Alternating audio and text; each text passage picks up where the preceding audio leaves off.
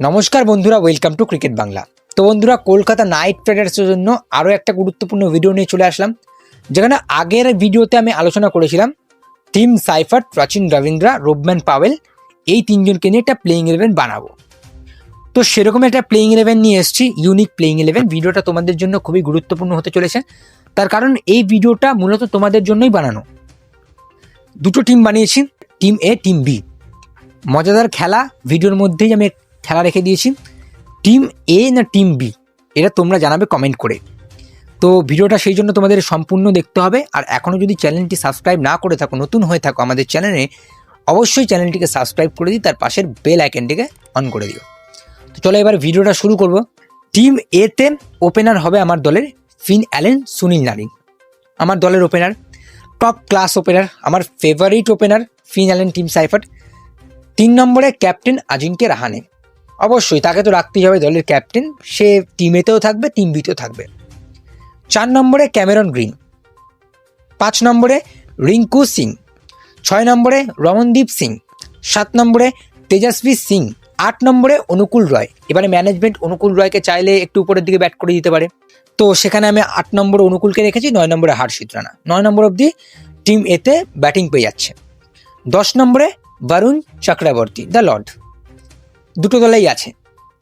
11 নম্বরে বৈভব আরোরা, 12 নম্বরে impact player Matheesha Pathirana. এই হচ্ছে টিম এ। দারুণ দল লাগছে। এই টিমের শক্তিশালী দিক হচ্ছে বোলিং।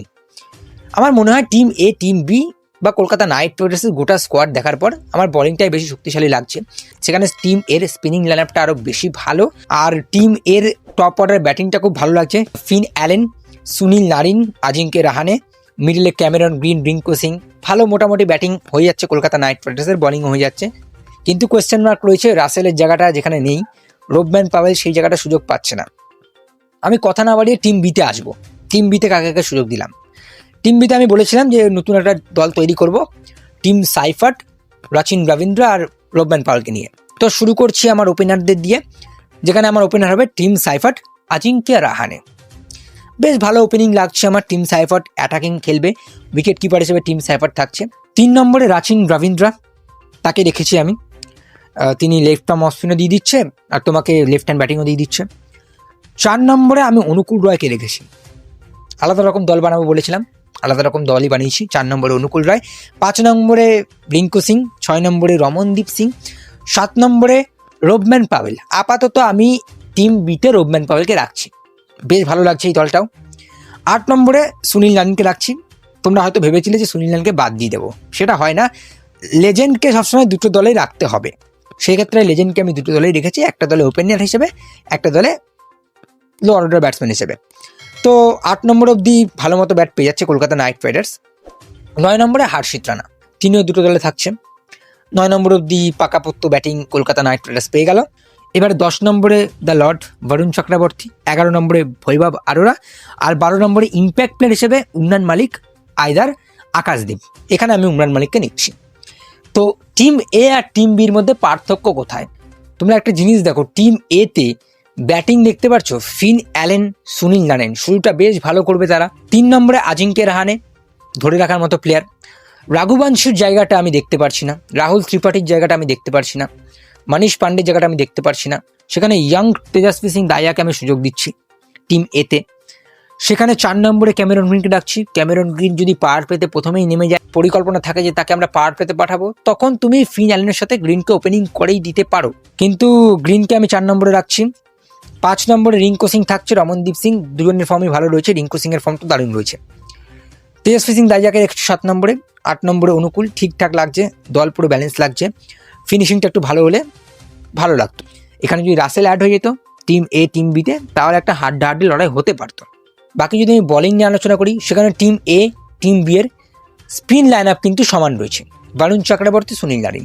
সেখানে টিম বি আরও একটা এক্সট্রা স্পিনার পাচ্ছে রাচিন রবীন্দ্রা, যার ইকোনমি দারুণ, 6.5 ইকোনমি T20-তে। সেক্ষেত্রে টিম বি এর স্পিনটা আমার একটু বেশি ভালো লাগছে, বেশি বোলিং অপশান পাচ্ছে টিম বি। টিম এতে বোলিং অপশান কম, টিম এর ব্যাটিং খুব ভালো। এইবারে হচ্ছে খেলাটা হবে টিম এ বনাম টিম বি এর মধ্যে সব থেকে সেরা দল কোনটি। দর্শক যারা তোমরা এই ভিডিওটা দেখছো, একটা একটা করে ভোট দাও, টিম এ না টিম বি। যেই দলটা সব থেকে বেশি ভোট আসবে, যারা বেশি কমেন্ট করবে, সেই দলটা জিতবে। টিম এ টিম বি এর মধ্যে আমার দল টিম এ, বাকি দর্শকদের দল টিম বি। কে জিতবে তোমাদের কি মনে হয়? টিম এ টিম বির মধ্যে পার্থক্য সিমিলার একটু রয়েছে, যেখানে টিম বি এর ফিনিশিং লাইনআপে তুমি দেখো খুব ভালো ফিনিশিং লাগছে। রিঙ্কু সিং, রমনদীপ সিং, রোবম্যান পাভেল, সুনীল নারিন, ভালো ফিনিশিং লাইনআপ। টিম এ তো সেরকম হয়তো ফিনিশিং লাইনআপ পাচ্ছে না, সেখানে রমনদীপ সিং, রিঙ্কু সিং, তেজস্বী সিং দাইয়া, অনুকূল রয়, এটাও ভালো finishing lineup, but team B এর মতো না। সেখানে টিম বিতে আমার ডেথ বোলিংটা একটু বেশি উইক লাগছে, যেখানে মাথিসা পাতিরানা নেই। টিম এতে আবার ডেথ বোলিংটা বেশ ভালো লাগছে, যেখানে মাথিসা পাতিরানা আছে। টিম বি এর টপ অর্ডারটা খুব উইক লাগছে, ক্যামেরন গ্রিন নেই, সুনীল নারায়ণকে ওপেনিং করায়নি, টিম সাইফার্ট আমার দলের ওপেনার। সেক্ষেত্রে টিম এর টপ অর্ডারটা আরও ভালো লাগছে।